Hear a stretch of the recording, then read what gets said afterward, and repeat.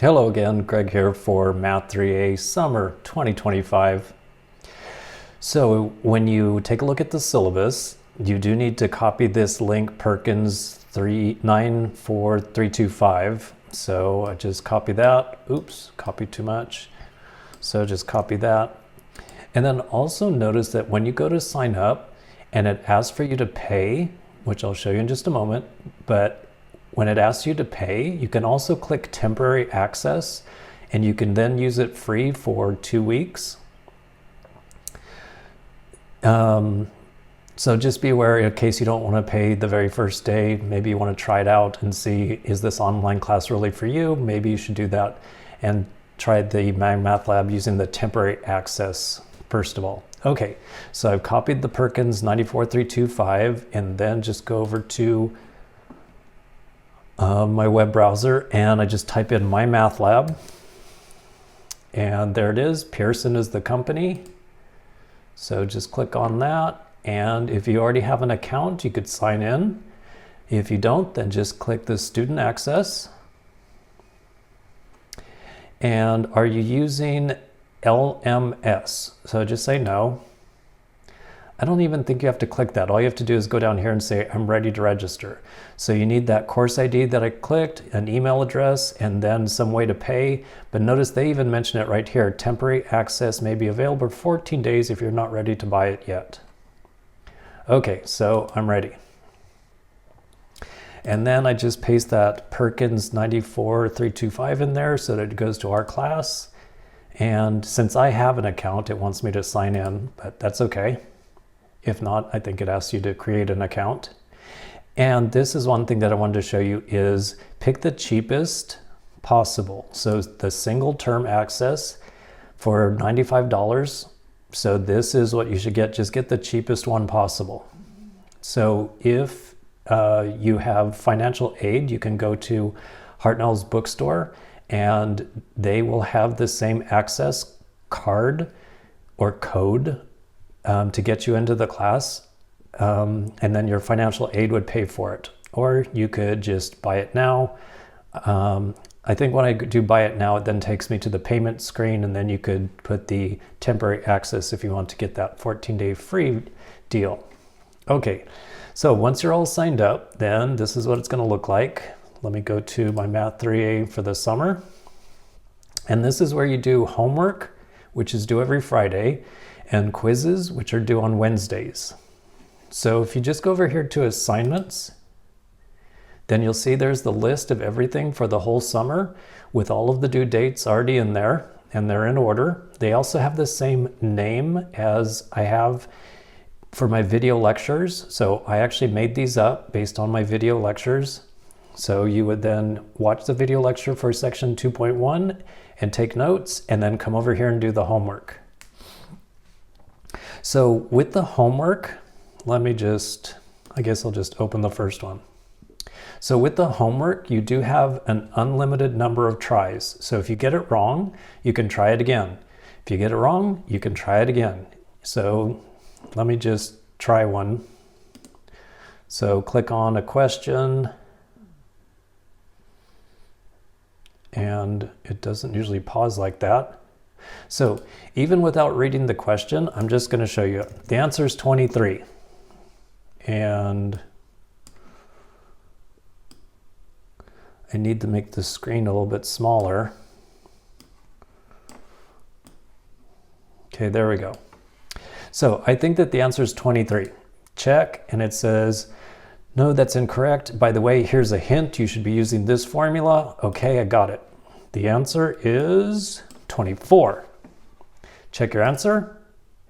And they remind you, please use this formula. And I say, okay, the answer is 25. And now look, it says final check. And you're like, wait a second, didn't you say we could try it an unlimited number of times? So what happens is, and they only just started doing this like within the last semester or so. So what they thought is, their thought behind this is, they'll then give you the correct answer, and then you realize, oh, my answer is supposed to have pi in it?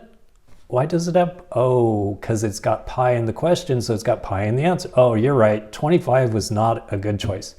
So then what it does when you say okay is, oh, it then asks you to answer the second question. The one that you got wrong, so let me try this just real quick. Bear with me. Try 24. Nope, that's not it. And try 25. Final check. No. Now what it does is say the correct answer was 0, and now give me a similar question. So if you look at this question up here, it was 1 plus sine of t. And when I say similar question, it's now 1 plus cosine of t. So I'm basically getting an unlimited number of attempts, but after you get it wrong 3 times, they then give you the correct answer. And then for that question, notice I'm still on the same question over here. They now give me another 3 attempts, but with just a slightly different question. Okay, another thing you can do on this is view an example. So this is probably one of the favorite options for students. So basically, the question that it gave me right now says 1 plus cosine. And the example has 3 plus cosine. And then you can go through and look at it step by step on how to do it. When I use this, and I do actually use this sometimes because students will ask me, why were they doing such and such? And I'll need to go and look at their steps to explain to the student. So what I do is I just put print, not that I'm going to print it, but that way it just gives me the whole thing. I don't have to go click, click, click. It just gives me the whole thing, and then I can look through the whole thing and see how they're doing the problem. All right, so that is one thing that's very helpful. This one right here helped me solve it. These two are basically the same thing. So when you view an example, they give you a slightly different problem, and then they show you step by step. If you say, help me solve it, they will solve this one and step by step. And then when they're done, they'll give you a slightly different question. So basically they're the same thing. Then with the get more help, it sort of depends on the question, how much stuff they have. So sometimes this might have like 3 or 4 things in this toolbar right here. So you can go to the actual textbook, and depending on connectivity, sometimes it opens quickly and sometimes it doesn't. Today it seems to be going good. And of course now they have AI tools built in, and so you'll be able to click on stuff and watch their movies or videos, and they've got examples, and so there's lots of stuff in here. So you can see examples, like this is similar to what we were just doing on that last example, but with slightly different notation. And then you could watch their videos on that, etc. So the textbook is also helpful. Okay, so now I'm done with that. I want to go back to the assignments. Now with the quizzes, by the way, the quiz questions, the way that Pearson's website works is the quiz questions are from the homework questions. They just change it slightly. So that last one said something like 1 plus cosine. Maybe on the quiz, it's going to be 2 plus 2 cosine. So it's basically the same questions. They just change the numbers or change the function a little bit. So with the quiz, you can take it twice. So you'll start the quiz. If you have your notes from when you did the homework, that would really be helpful, because then you could look at your notes and say, oh, I know how to do that one. It's like the 1 plus cosine problem. So that would be helpful on the quiz. And so when you do the quiz, if you get a grade that you're happy with, then that's fine. You don't have to redo it.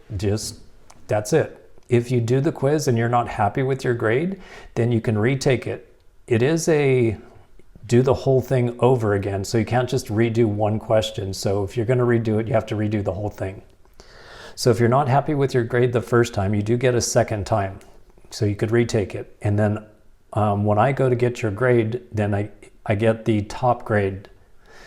Now, when you're taking the quiz, I did set it up so that you could walk away, but you do need to finish a question. So if you're in the middle of a question, say you're in the middle of number 5 and you're like, man, I really need a sandwich.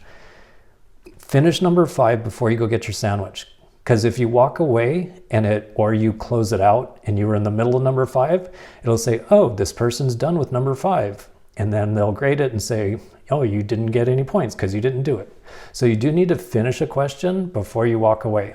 Then you can close it. You can come back half an hour later after you had your sandwich, open it, and it'll say, okay, here's number 6. And there's also no time limit on the quiz. So they're set up so that according to Pearson's database, they will take about an hour to do the quiz. So do plan on about an hour to do the quiz, but there is no time limit. All right, so one other thing is over here, if you go to the Video Resource Center and you go to, all right, I'm working on limits and continuity, and specifically I'm looking at section 2.5, and then you can tell it, show me everything that you have, and then there's everything that they've made. So like a long video, 37 minutes, then 2 minutes. So they've got different videos. There's the textbook, of course. So each section, there will be more or less depending on how much stuff they have. And so you can just come in here and look for things that might help you out. All right, so that's basically how MyMathLab works. So please let me know if you have any questions, and have a great day.